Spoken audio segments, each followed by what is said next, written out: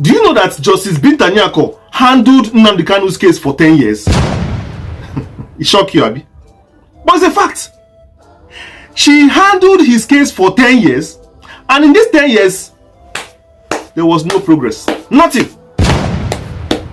Until Omotosho came. And in just 2 months, you can imagine what Omotosho is doing. And you ask yourself, is it not the same court? Yes, depending on your time zone and your location, that's about the 30th day of June, and I think the last day of June 2025. Broken Monday, Ubosi Joe Kenso na Ale Biafra, Ubosa Ijelota, Onion Dubu MAZI, NNAMDI Kanu. So because Iboboni no, no, and maybe na Zofia, Nanjim. Iboboni no, you didn't know a minute or two, Kiti MAZI NNAMDI Kanu Neperi.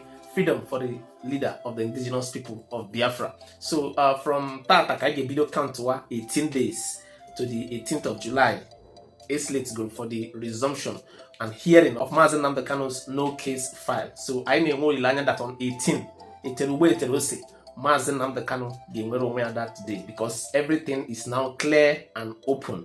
That's not Nigerian government just deliberately keep MAZI NNAMDI Kanu for reasons best known to them. Same way this video boost or play run here, I will still play you guys the video to watch from beginning to the end. First of all, I'll give credit to 10YEARS video direct on the spot. Chinedu Bafaya, so I give him credit for putting up this video. This is a very good analysis, Omeri, concerning Binta Nyako handle case MAZI NNAMDI Kanu for more than 10 years. And then James Omotosho Shiwebia, and in 2 months, if former will be do maybe. Yes, uno for the victory, MAZI NNAMDI Kanu will go na Kenyan courts. That alone has vindicated MAZI NNAMDI Kanu at least. Okay, when go do where then always he falls on a Nigerian government team with Yama or seize from his comforts. Nay, just that one. If I try to MAZI NNAMDI Kanu will go do where yes. Watch and the video. I try me coco settle down, wrap before bringing and make in this video. You watch say I want to drop on opinion again in the comment section. To start the video, you drop a in the comment section. Freedom for MAZI NNAMDI Kanu. Enjoy the rest of the videos. I'll be right back. In this video, I'm going to be giving you the 10 things that Justice Binta Nyako could not do under her 10 years as a judge under MAZI NNAMDI Kanu that Justice Omotosho now has done under just 2 months. And I'm telling you, you will be shocked. So hold on, grab your popcorn and your drink.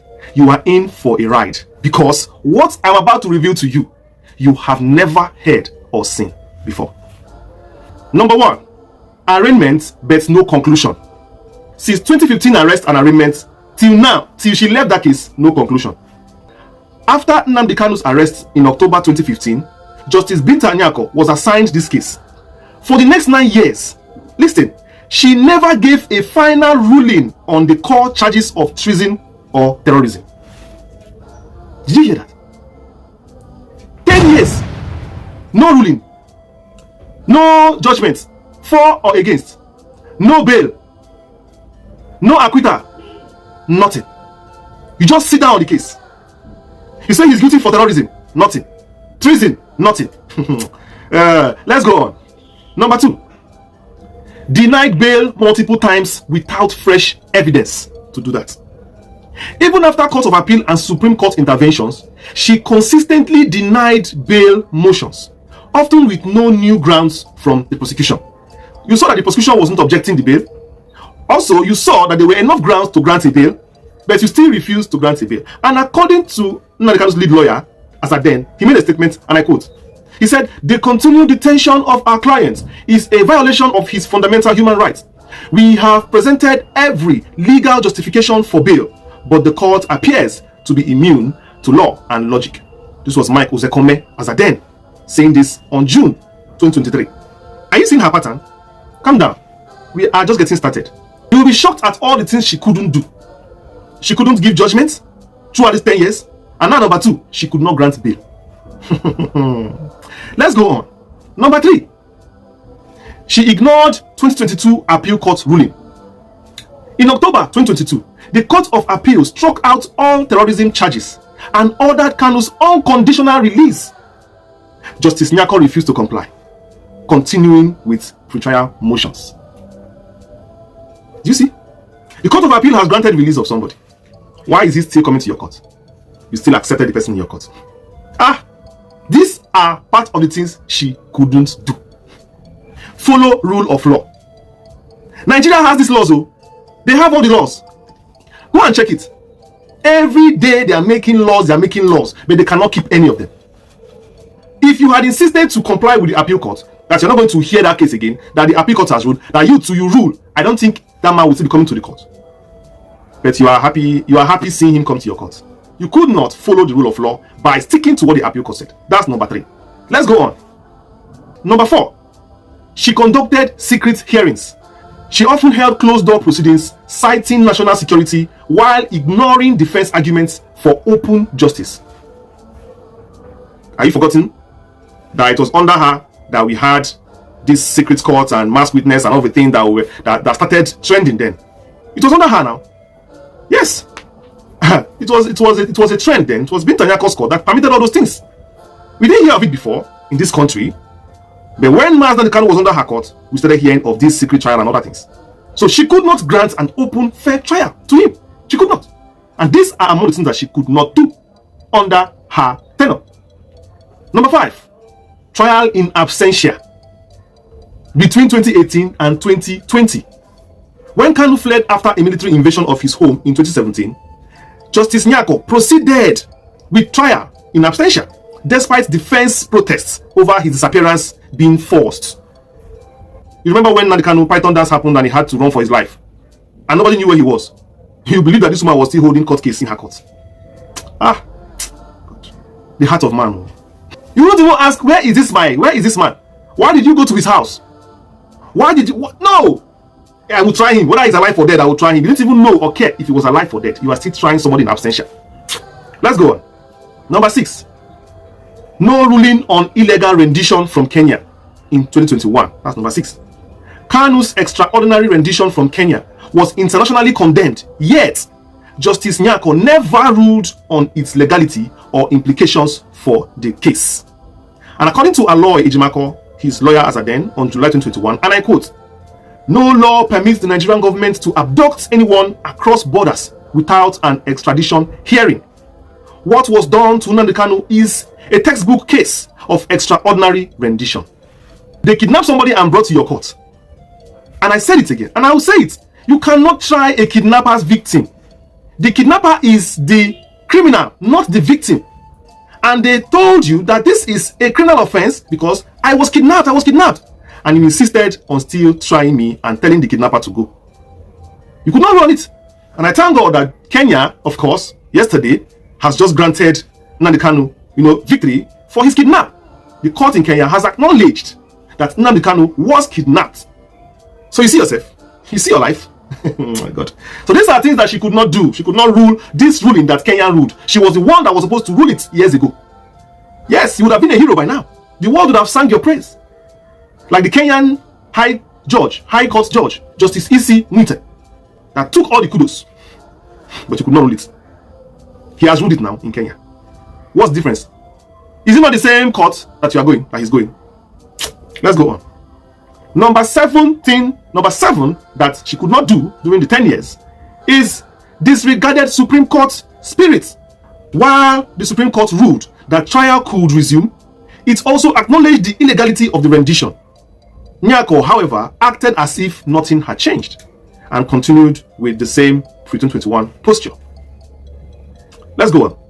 Number 8, she refused to step down amid allegation of bias. Repeated calls for her recusal were ignored until September 24, 2024, when pressure forced her to step aside.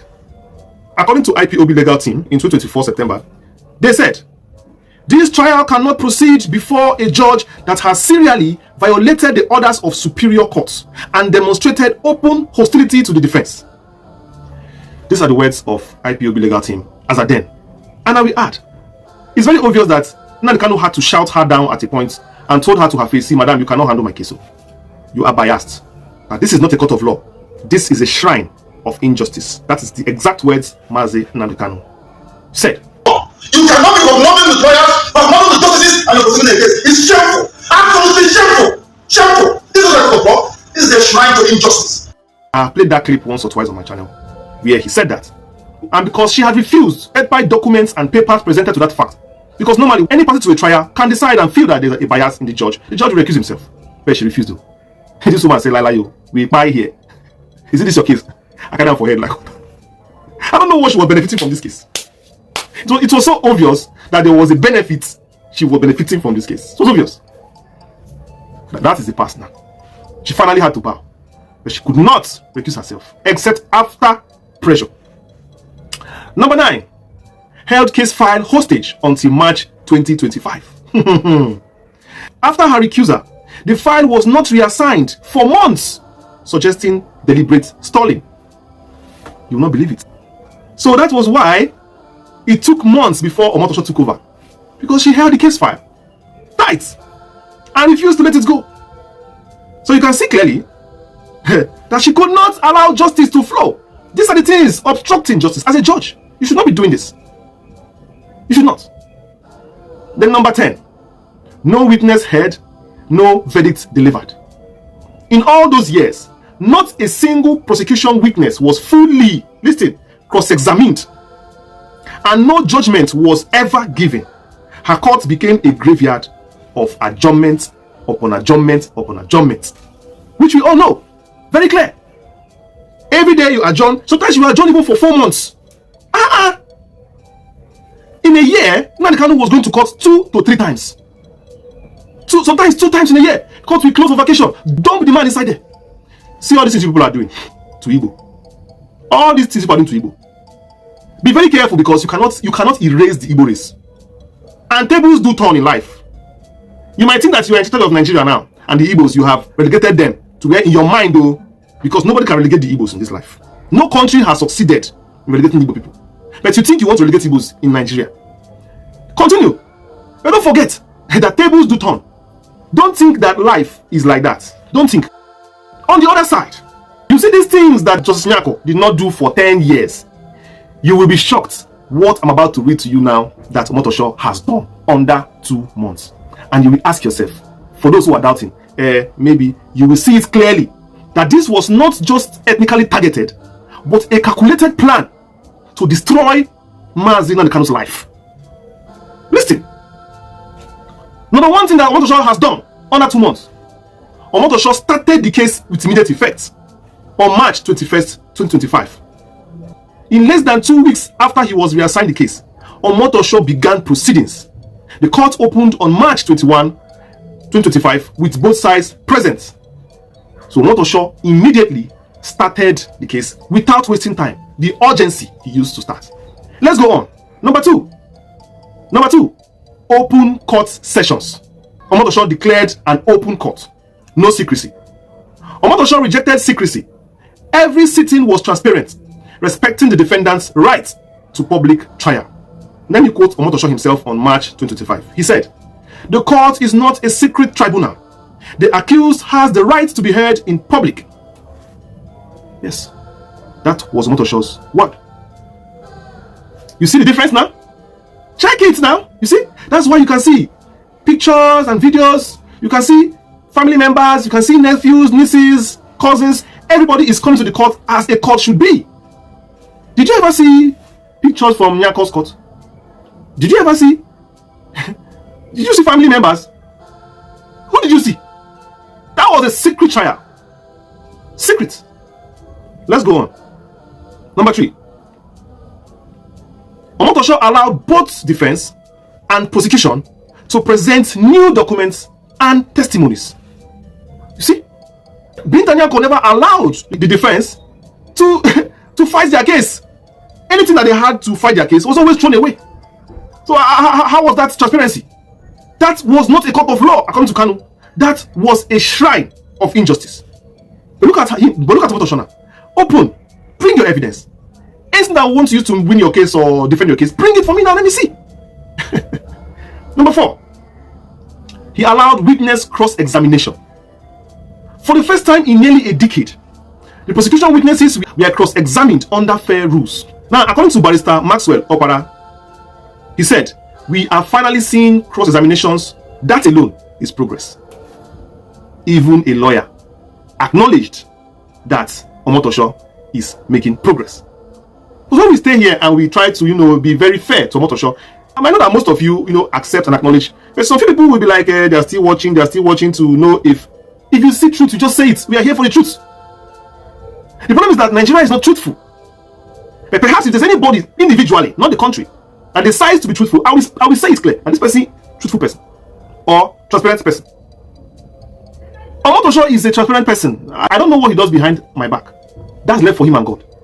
I don't know who he sleeps with in the night. But you see, in that court, leave it. We have seen the worst of judges. Omotosho is not among the worst of judges.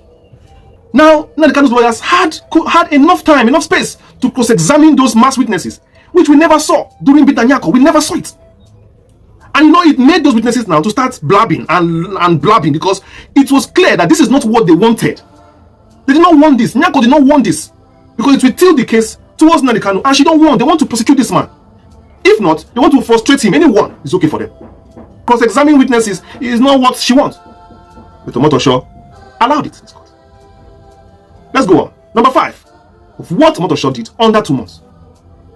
He had a very firm timetable for the cases. The hearings were scheduled with military precision.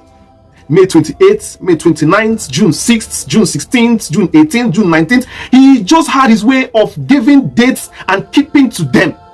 In fact, he was even urging the defense and prosecution. He was even ahead of them all the time, like a leader. In fact, sometimes I see that he won't delay him. You see him always telling prosecution, do fast, don't waste my time. Bring all your witnesses. I want to end this case. This man has been in this dungeon for years.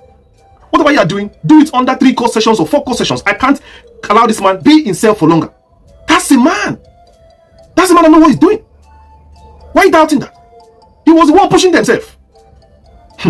In this country, I'm surprised, as you are.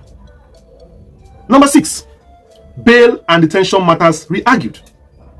He reopened arguments on Kanu's detention, showing respect for constitutional liberty. I said it here. Omotosho always shouting, this man has spent too much time in this dungeon. Christ. He's showing openness. He's showing that he's a human rights judge. And I'm telling you that even if whatever he's going to do in this case, definitely I don't see Omotosho denying Nnamdi Kanu his freedom. I don't see it happening. I'm sure if they even request for bail, Omotosho will grant it. I'm telling you. Maybe they didn't want to request for bail all this while because they are chasing after something bigger. But if they had done so, like last week, Omotosho would have granted that bail. Number 7, courtroom equality. Omotosho treated both parties equally, which is a sharp contrast to Nyako's alleged favoritism towards the prosecution. We know that now. She's not even hiding it. She's not even hiding it at all. She does this thing. She just shows that I am not for you. I am for this person. I am for the people that brought you to court. I'm not for you. So go and sit down. You are already a criminal. In fact, Nnamdi Kanu look like a criminal in her court. But the court says he that alleged must prove. But Nyako herself has already found Nnamdi Kanu guilty before the prosecution. Look at him like a terrorist. Just treat him like one. Imagine the other day he was granting an interview. He was making a speech in the court, expressing his grievances, and all they could do was to off the lights. They trust Nnamdi Kanu. He said you can off the light if you like. Doesn't stop anything. Doesn't change anything. Let's go on. Number 8. He enforced Supreme Court's ruling in spirit. While following the Supreme Court order to continue the trial, he also acknowledged the illegal rendition as a contextual fact, not a footnote. Very clear. Number 9. He renewed public trust in Nnamdi Kanu's case.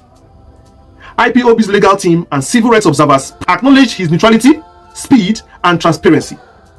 Now, according to IPOB Council statement on June 2025, they said, "We welcome the shifts in tone and fairness under Justice Omotosho. For the first time, we feel that we are heard." That's a wonderful one. That's a wonderful one. Imagine when IPOB comes out like this and speak for a Nigerian judge. Will tell you a lot. That they're even surprised though. Everybody's surprised that a Nigerian judge can behave like this, can try like this, going by what is going on in the country. IPOB had to come out to even at least acknowledge that at least their voices are being heard in the court, which is true. Because until today, I've not seen anybody come out to rant inside or outside and say this and that. Look at this judge, look at this judge. But back then, every day, Nyako, Binta, her name was all over the news every day. Her name was all over the news every day. You will see everybody just angry with her. But since Omotosho took over, peace of mind. The trial is illegal, we know, but at least, since they are still saying that they want to try him fairly.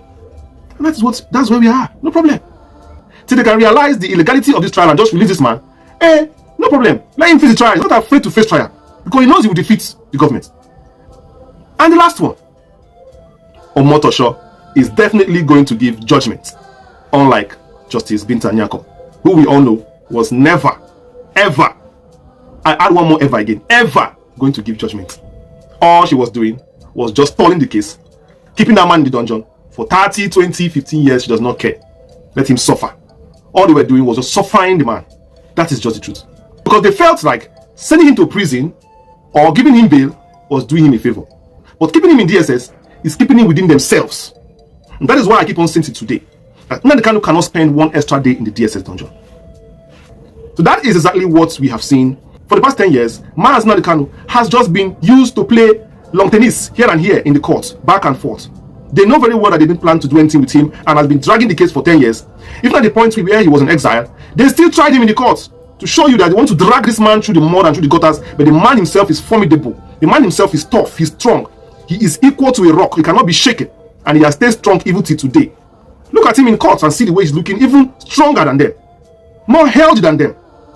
I challenge all his enemies to snap picture and put on social media. Let us see their faces now, as of today. All the people that brought him to this country, both people in Nigeria and those in Kenya, they should snap picture now or come out on video, do video. Let us see how they look as of today. I bet you Nnamdi Kanu that is in the cell is still more healthy, fresh, and sounder than them. Freedom is not in the chains. Freedom is in the mind. Nnamdi Kanu is free, wherever he is.